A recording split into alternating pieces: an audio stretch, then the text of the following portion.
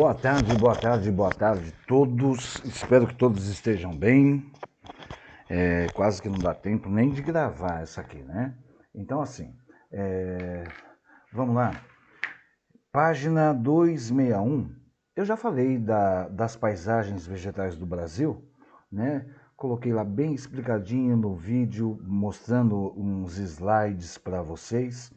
E expliquei que nós temos 9, né, tipos de vegetação, e aí só do Brasil, tá legal?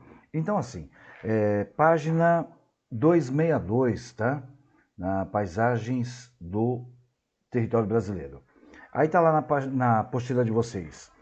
Em virtude do seu extenso território, que eu já mencionei também, 8 milhões e meio de quilômetros quadrados, obviamente, né? Que nós teremos aí vários tipos de vegetação. Dentro desses tipos de vegetação, né, a gente destaca 9, tá legal? Vou tirar uma imagem aqui para vocês verem aí os principais exemplos de vegetações. Então nós temos aí o jequitibás, o cipós, o pau-brasil, né? Essas aqui, você acredita que eu não sei por que ficou sem mostrar? Espera aí, deixa eu dar um jeitinho aqui para que vocês possam ver. Ah, agora sim. O ipê e as epífitas. E a terceira, aí a mais bonitinha, né? É a jacarandá, tá legal? Então essas são as configurações, né? Do nosso tipo de vegetação, tá legal? Eu falei para vocês que nós temos 9 tipos de vegetação, né? E aí tem os exercícios da página 262, que eu espero que vocês façam depois, né? Então, página 263, quem tiver algum tipo de dúvida, dá uma olhadinha no vídeo do professor anterior, tá? Que está falando aí das principais formações vegetais do Brasil. Hoje a gente só está aqui para rememorá-los, né? Um resumão, vou fazer um resumão aí do que vem a ser esses tipos de vegetação, né? Para que a gente amanhã, que temos 2 aulas, né? Nós possamos tá fazendo uma introdução aí na próxima aula nossa, que é Água do Mundo e do Brasil, né? Nós já vimos, obviamente, a importância da água, mas amanhã eu vou trazer com um pouquinho mais, digamos assim, riqueza de detalhes, tá legal? Então, assim, dentre os principais tipos de vegetação no Brasil, né? Eu posso colocar para vocês que nós temos uma paisagem extremamente diversificada que variam, né, de acordo com as características naturais e originais dos tipos de vegetação que aqui existe, tá bom? Existe uma palavra que não está na apostila, mas eu gostaria que vocês decorassem essa palavra, fitogeografia. A palavra fitogeografia, ela quer dizer geografia dos vegetais, tá? Fitogeografia quer dizer geografia dos vegetais, ou como eles estão dispersos e classificados, né, ao longo do nosso território. As vegetações presentes no planeta, elas são derivadas de uma série de elementos. Quando eu digo derivadas de uma série de elementos, elas, né, surgem de acordo com vários elementos. Os principais elementos são luminosidade, temperatura, a variedade do solo e a umidade, tá legal? Esses são os tipos de elementos que influenciam aí no tipo de vegetação, tá bom? Os elementos que mais determinam uma vegetação são o clima e o solo, como eu já expliquei para vocês na aula retrasada. Esses 2 elementos, né, o clima e o solo, eles são responsáveis pela variedade de espécies daquilo que a gente chama de flora, tá legal? Um exemplo disso são as zonas intertropicais, né, que, em razão do calor e da umidade, apresentam aí grandes florestas, a exemplo do nosso país.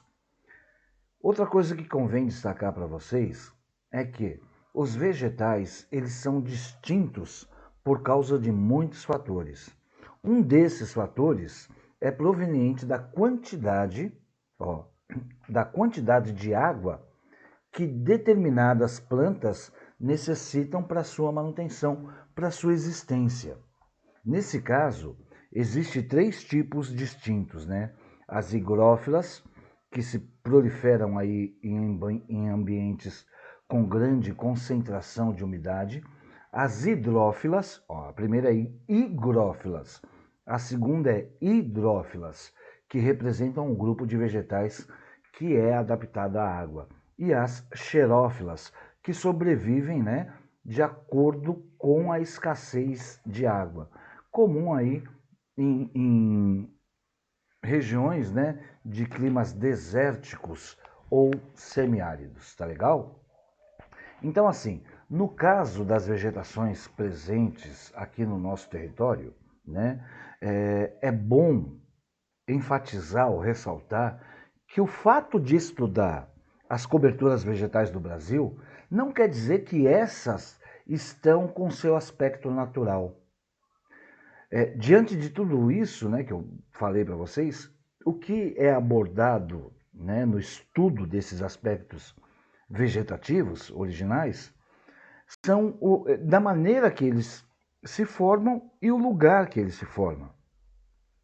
Uma vez que eu disse para vocês que o território brasileiro ele abriga uma variedade grande de coberturas vegetais. E essas coberturas vegetais, elas são provenientes dos fatores que eu citei, né? E aí eu posso citar a localização geográfica, onde há uma elevada temperatura, e nessa elevada temperatura também possui aí uma extensa área de aspecto continental, tá? Que também vai proporcionar aí uma diversidade de fusos, clima, vegetação, entre outros aí. Então assim, gente, apesar da grande diversidade natural da flora que nós temos aqui no país, atualmente, né, 60% são áreas conservadas, tá? Isso para quê, professor? Por que áreas conservadas? Isso para atender às atividades produtivas, né, do nosso país, como a produção agropecuária, o processo de urbanização, a extração vegetal, mineral, animal e etc. Se nós fôssemos levar em conta as características naturais e regionais dos tipos de vegetações existentes no Brasil, nós podemos citar aí as principais, né? Como eu já falei para vocês, a floresta amazônica, que é uma cobertura vegetal de origem equatorial, a Mata Atlântica, que corresponde aí a uma cobertura vegetal tropical, né? As árvores lá, eu lembro que eu falei para vocês, que as árvores são altas, altíssimas, né? Nós temos aí a caatinga, né, que é a vegetação característica do clima semiárido que ocorre lá no sertão nordestino, como nós vimos anteriormente, né? Nós temos aí também a floresta subtropical, que eu também chamo de araucária, né? Que essa é típica da região sul, onde prevalece aí o clima subtropical. Nós temos o cerrado. O cerrado é a vegetação composta, em geral, por vegetais, que eu falei para vocês, que os troncos são retorcidos e as folhas são grossas, né? E aí também é influenciado pelo clima tropical, tá bom? Nós temos o Pantanal, que eu gravei um videozinho aí, Pantanal que está na mídia aí de todo o planeta, praticamente, até por conta dessas queimadas, né? No Pantanal, esse domínio que nós chamamos de Pantanal de domínio, né? Esse tipo de domínio é possível identificar aí uma série de coberturas vegetais, tá bom? Então, assim, desse modo, essa região ela pode ser compreendida como uma área de transição entre diferentes tipos de ecossistemas, né? Apresentados aí no território brasileiro, tá bom? Nós temos também campos, né? O que é campos, professor? É uma vegetação que corresponde a um tipo de vegetação que possui planta rasteirinha, né? Essas plantas rasteirinhas, elas são chamadas de gramíneas herbáceas ou arbustos, tá? Tudo isso está lá no capítulo de vocês, não deixam de dar uma lida para poder responder aí as atividades. E por último, não menos importante, como sempre eu digo para vocês, nós temos a vegetação litorânea, A vegetação litorânea ela é conhecida também por áreas de mangues. Essa vegetação ela é encontrada em regiões costeiras, né? Ela é composta por arbustos e espécies arbóreas. E ela pode ser classificada em mangue vermelho, mangue branco, mangue siriúba. Tá legal? Então, assim, não esqueçam de fazer os exercícios, né, da página que eu mencionei, mais os da página 271 até a página 274. 271 até a 274, tá bom? Não esqueçam também de colocar o nome e o número de vocês nos comentários para que a gente possa computar como chamada. Amanhã nós falamos de águas do mundo e do Brasil. Amanhã é dia 23/9, então já está agendada aqui a nossa próxima aula. Amanhã são 2 aulas, lembrando vocês, e aí nós iremos discutir, né, e falar um pouco sobre a água do mundo e do Brasil. Tá legal? Deus abençoe a todos. Se alguém quiser perguntar alguma coisa, questionar alguma coisa, estou aqui online, tá? Vou fechar o vídeo aqui para que vocês possam fazer os exercícios de vocês. Mas se porventura tiver alguma dúvida, é só chamar, tá legal? Forte abraço, Deus abençoe a todos, boa semana e tamo junto.